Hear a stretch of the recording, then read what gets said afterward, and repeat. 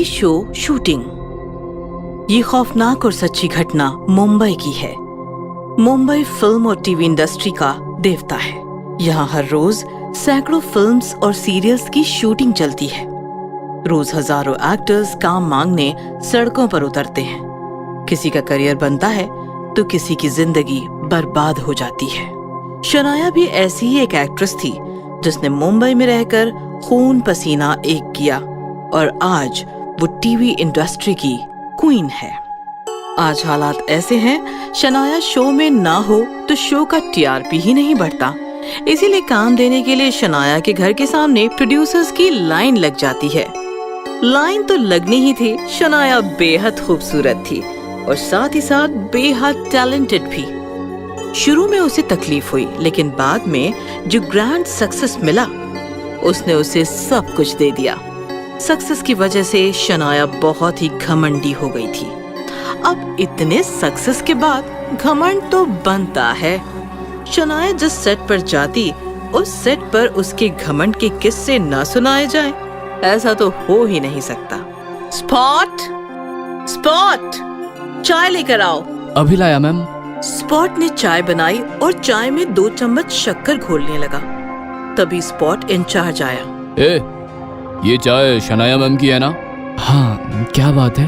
फेंक इसे, अभी की अभी फेंक और दूसरी चाय बना। पर बात क्या है? मैं कह रहा हूँ ना फेंक। शूटिंग बंद करना है क्या? अपना चेहरा जलवाना है क्या? शनाया मैम के चाय में सिर्फ आधा चम्मच शक्कर गिरती है, समझा? स्पॉट ने फौरन चाय फेंक दी और दूसरी चाय बनाकर उसने आधा चम्मच चीनी डाली। मैम का गुस्सा इतना डेंजर है?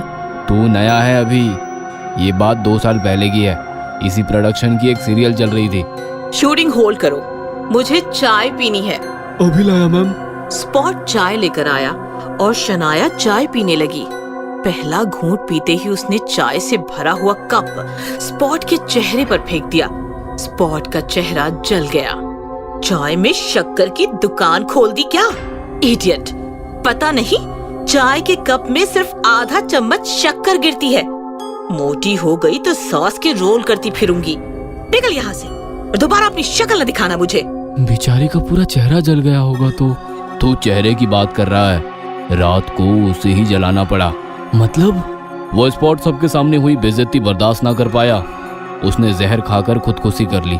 ये बात बाहर ना जाए इसलिए प्रोडक्शन ने उसी रात उसका अंतिम संस्कार कर दिया। इसलिए कहता हूँ संभल के रहियो। पैकअप हो गया और शनाया अपनी कार में बैठ गई। मलिक, गाड़ी राजवीर साहब के बंगले पर ले चलो। राजवीर शनाया का बॉयफ्रेंड था। जल्द ही दोनों शादी करने वाले थे। शनाया ने राजवीर के साथ प्राइवेट टाइम बिताया और रात के 12 बज गए। बच्चा, अब मैं निकलती हूँ। स्वीटहार्ट, हम कल मॉरिशस घूमने जा रहे हैं। 2 बजे की फ्लाइट है। व्हाट? बेबी बताना चाहिए ना, कल शूटिंग है। एपिसोड बैंक भी नहीं है ज्यादा। मैं कैसे आ सकती हूँ? वो तुम देख लो। जाना तो फाइनल है। ठीक है, मैं आज रात यहीं रुकती हूँ। सुबह 4 बजे की शिफ्ट लगाकर 12 बजे तक शूटिंग करूंगी और फिर हम दोनों निकल जाएंगे।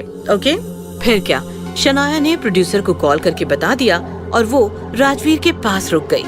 सुबह 4 बजे की शिफ्ट थी। शनाया सेट पर पहुंची तो कोई पहुंचा नहीं था। कहा था मैंने 12 बजे पैकअप करना है, फिर भी कोई नहीं आया। आने दो सबको, फिर देखती हूँ। तभी एक नया स्पॉट मेकअप रूम में आया। मैम, आपके लिए कुछ लाऊं? नए ज्वाइन हुए हो? हाँ, नाम है बिरजू। कोठारी सर ने बताया 4 बजे की शिफ्ट है तो मैं 3 बजे ही पहुंच गया था। ठीक है, चाय लेकर आओ। बिरजू निकल गया और थोड़ी देर बाद चाय लेकर आया। जैसे ही शनाया ने पहला घूंट पिया, चाय बेहद मीठी थी। उसने झट से चाय का कप बिरजू के चेहरे पर फेंक दिया और नजरें उठाकर बिरजू की तरफ देखा तो उसकी सांसें ही रुक गई। बिरजू का चेहरा ही नहीं, उसका पूरा शरीर जला हुआ था। पूरा शरीर हरे और नीले रंग का था। बिरजू इंसान नहीं, एक भयानक भूत था। भूत नहीं, बिरजू। वही बिरजू जिसके मुंह पर 2 साल पहले तुमने चाय फेंकी थी। सबके सामने बेइज्जती करके जिसे जहर खाने पर मजबूर किया था। घमंडी औरत, मैं तुम्हें छोड़ूंगा नहीं। ये सुनकर शनाया और ज्यादा डर गई और इधर उधर भागने लगी। दरवाजा पीटने लगी, लेकिन दरवाजा तो बाहर से बंद था।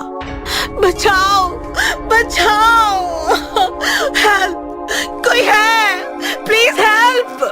कोई नहीं है, सबको आने में कम से कम आधा घंटा लगेगा, तब तक मैं तुम्हें निपटा दूंगा। ये सुनकर शनाया बिरजू के सामने गिड़गिड़ाने लगी। प्लीज प्लीज मुझे छोड़ दो, मैं अपनी गलती मानती हूँ। तुम जो कहोगे वो मैं करने के लिए तैयार हूँ, पर प्लीज मुझे छोड़ दो, मुझे जाने दो। अगर ऐसा है तो मुझे मेरा वो शरीर लौटा दे जो तुम लोगों ने सुनसान रात में जलाया था। मेरी जान मुझे वापस लौटा दे। ये इम्पॉसिबल है, तुम कुछ और मांगो। अगर ऐसा है तो मुझे और कुछ नहीं चाहिए, मुझे बस तुम्हारी जान चाहिए। ऐसा कहकर बिरजू ने झट से शनाया की गर्दन दबोच ली और जहर की बोतल निकाली। बोतल देखकर शनाया डर गई और छटपटाने लगी, लेकिन बिरजू के सामने उसका बस नहीं चला। बिरजू ने उसका मुंह खोलकर बोतल उसके मुंह में उल्टी कर दी। थोड़ी देर बाद पूरा का पूरा जहर शनाया के पेट में चला गया और वो तड़प तड़प कर मर गई। आधे घंटे बाद सेट पर बाकी लोग आने लगे। डायरेक्टर स्क्रिप्ट समझाने जैसे ही शनाया के रूम में गया, शनाया की लाश जहर से हरी नीली होकर पड़ी थी। लाश देखकर डायरेक्टर के होश उड़ गए। वो काफी देर वहीं खड़ा रहा और फिर बोला, उस बिरजू स्पॉट वाले को जब हमने जलाया था, उसका बॉडी भी ऐसे ही हरा और नीला हो गया था। अब मैडम का बॉडी भी ठीक वैसे ही, मतलब। तभी बिरजू के भूत ने पीछे से आकर डायरेक्टर का गला दबाया। मतलब बिरजू इज बैक। अब बिरजू किसी को नहीं छोड़ेगा। हाँ, जो बिरजू को शमशान पहुंचाया, बिरजू उन सबको मारेगा। एक शहर में धनीराम नामक सेठ रहता था। दूसरों की तरक्की देखकर बहुत जलता था। सेठ जी, मर्सिडीज लेने की सोच रहा हूँ। बकवास गाड़ी है मतलब। आपके पास भी तो मर्सिडीज ही है ना? मेरे पास है, इसलिए तो कह रहा हूँ, बकवास है। एक दिन धनीराम को कोरोना वायरस का संक्रमण हो जाता है और धनीराम मर जाता है। कहते हैं जो दूसरों की तरक्की देखकर जलते हैं, मरने के बाद भूत बनकर वे जलन से भटकते हैं। ये दुनिया मुझसे सीधे मुंह बात नहीं करती थी, यही मौका है बदला लेने का। धनीराम का भूत मौके की तलाश में भटकता रहा और उसे मौका मिल गया। शहर के मशहूर डॉक्टर छाबरा कोरोना वायरस पर वैक्सीन बना रहे थे। दिन रात मेहनत के बाद वे कामयाब हो गए और कोरोना का इलाज उनकी मुट्ठी में आ गया। डॉक्टर, जिन जिन कोरोना पॉजिटिव मरीजों पर वैक्सीन का प्रयोग किया गया, उनकी रिपोर्ट नेगेटिव आना शुरू हो गए। ये तो बहुत अच्छी बात है लिली। मैं तो कहती हूँ यह वैक्सीन आप इंटरनेशनल कंपनियों को बेच दो। मेरा उद्देश्य पैसा कमाना नहीं है लिली, मरीजों और गरीबों की सेवा करना है। ये वैक्सीन सरकारी लैबों में भेज देते हैं, दुनिया को भी फॉर्मूला दे देते हैं, सबका भला हो जाएगा। छाबरा की बात सुनकर धनीराम का भूत जोर जोर से हंसता है।